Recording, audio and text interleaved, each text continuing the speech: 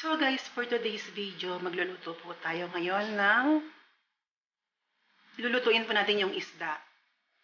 Simpleng recipe lang po ang gagawin natin ngayon, kaya tara po, umpisaan na natin.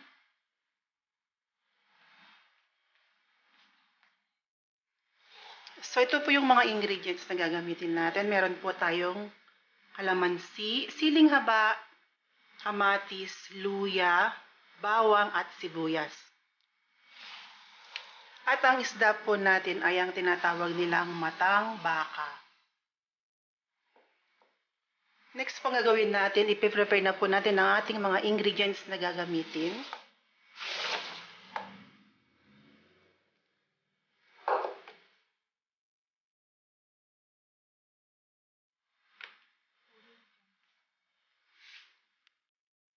So guys, habang nagpe-prepare po tayo ng ingredients, magpiprito po tayo ng isda. Nilagyan ko na po ng asin ang mga isda. Next naman po, ipiprituin natin.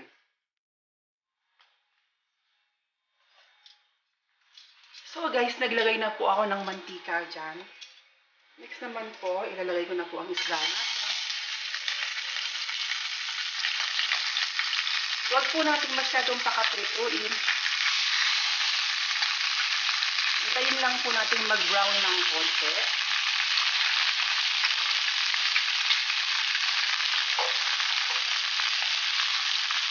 Next naman po, habang nagpe-prepare po, habang piniprito po natin ng isda, ipe-prepare na po natin yung mga ingredients na gagamitin natin.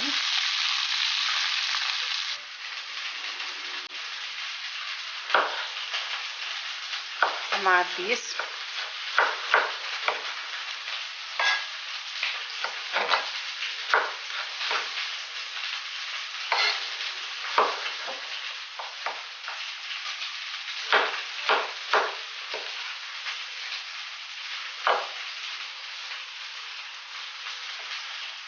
Garlic.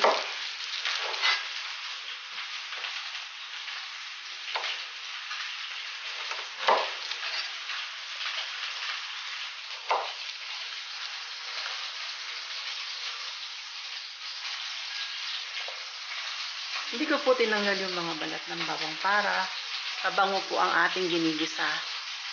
Tinanggal ko lang po yung pinakadulo. Next naman po ang ating onions.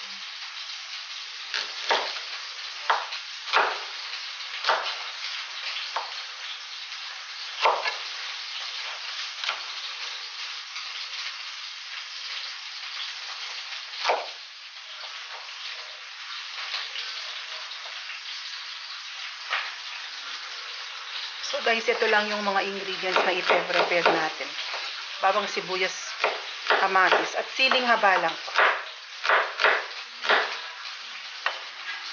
Tsaka guys, mas maganda yung marami tayong mga spices na ganito kasi ito yung pinaka-ingredients niya lang. Kaya okay lang na magdagdag tayo.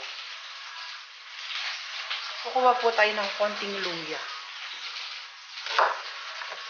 Para pampaalis lang po siya ng lansa.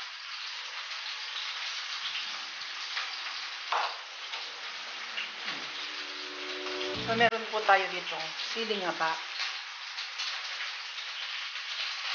So guys, bali ito po yung mga ingredients na kailangan natin. Tatabi po natin ng konti.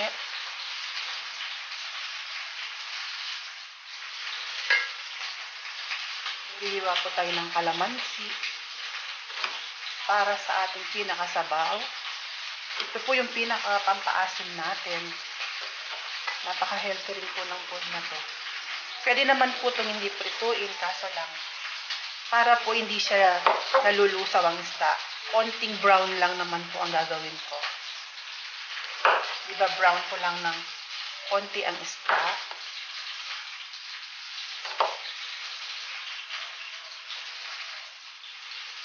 Bali guys, naghalo-halo na yung mga ingredients natin dyan. Okay lang yan. Kasi magsasama-sama din naman yung pag niluto natin.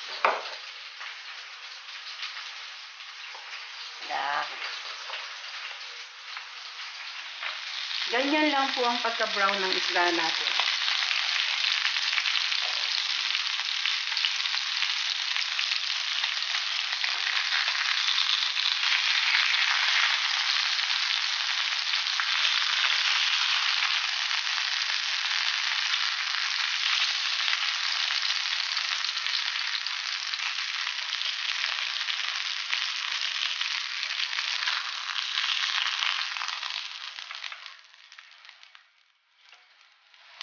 guys, ito po yung mga isda natin guys. Konti lang po ang pagka-brown niyang pagkalot. Hindi po siya talaga overcook. Pinround mo lang po. Next naman po, igigisa na po natin ang ating isda. So guys, this time naman, nakaanda na po lahat ng mga ingredients na gagamitin natin. Pritong isda, siling haba, luya, sibuyas, bawang, kamatis. Yun pong kalamansi na piniga ko na, seasoning, pepper, and magic sarap, at saka patis po. Ngayon naman po, igigisa na po natin ang ating isda. Maglalagay po tayo ng oil.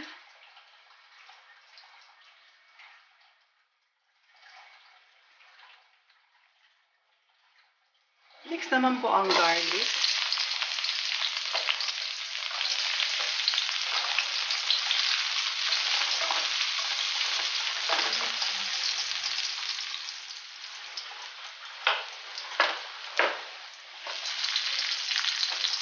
Next naman po ang ating onion.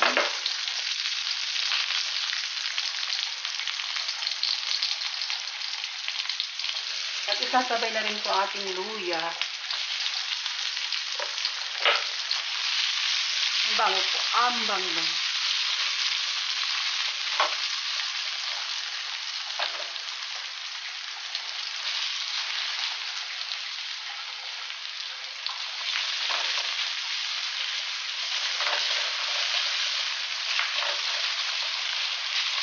Huwag masyadong mamantika po kasi konti lang ang sabaw natin.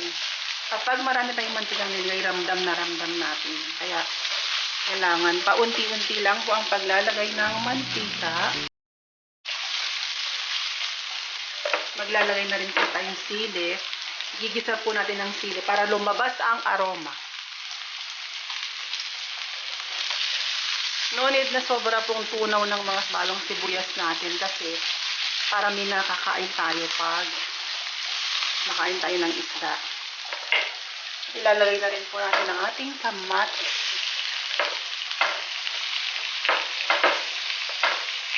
Ang sarap.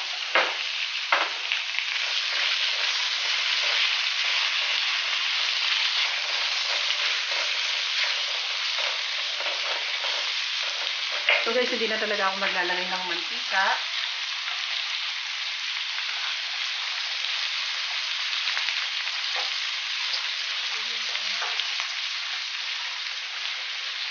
Next naman po ang ating patis. Bango. Lalagay na rin po natin ang ating seasoning, pepper, and magic sarap.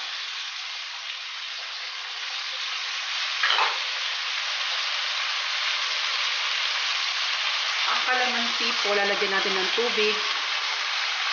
Yan.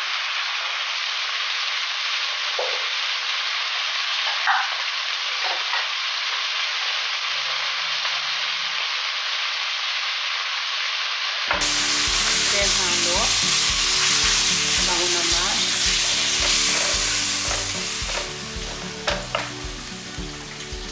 Magdadagdag po pala tayo ng patis. Pinakapampaalat na po natin yan. Kahit hindi na tayo maglagay ng asin.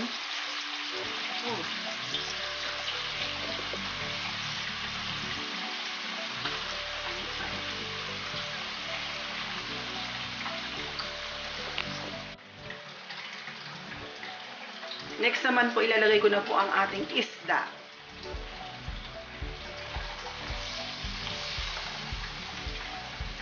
Iinayin muna natin ang apoy guys.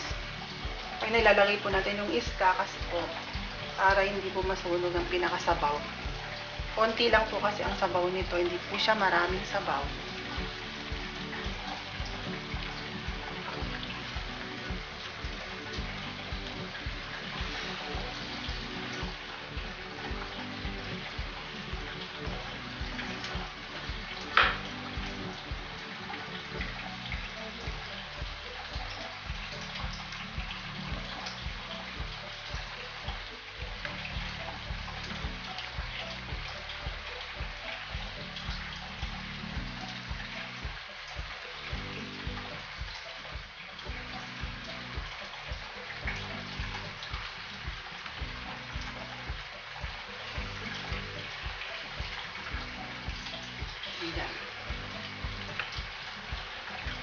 So, yan po siya, guys.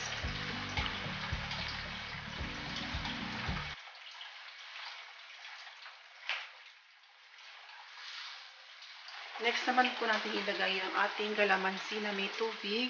Ito po yung pinakapampasabaw niya. Yan.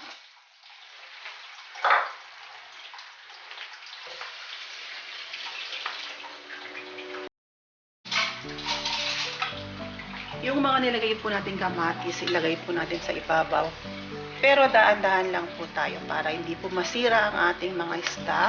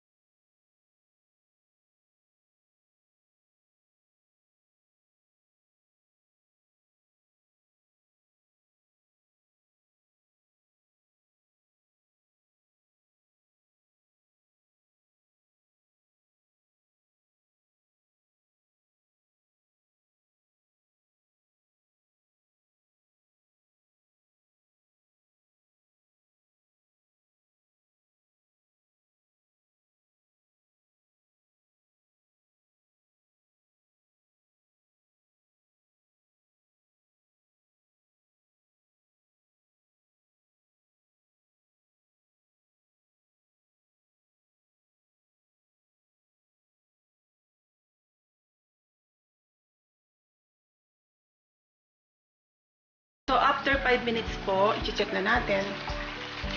Yan po, luto na po ang ating isda. Sana po may na-share ako sa inyo. Don't forget to like, comment, pa rin na rin po yung notification bell para ma-update kayo sa mga susunod na video ko. And of course, subscribe to my YouTube channel po. Bye po and God bless. Luto na po ang ating isda.